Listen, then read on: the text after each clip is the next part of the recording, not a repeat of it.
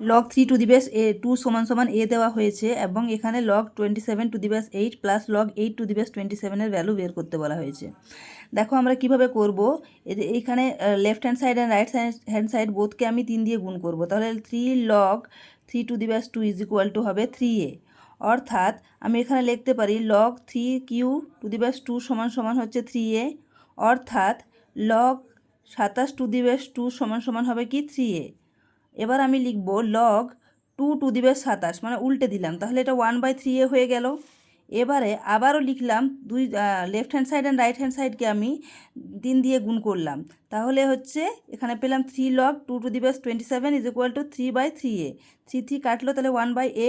এবারে হচ্ছে log 2q two the base 27 সমান হচ্ছে 1/a, অর্থাৎ লগ 8 টু দি বেস 27 সমান 1/a।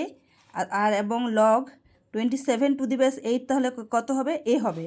তাহলে এই দুটিকে যোগ করলে আমরা পাবো কি log 8 to the base 27 plus log 27 to the base 8 সমান হচ্ছে কত পাচ্ছি আমরা 1/a প্লাস a।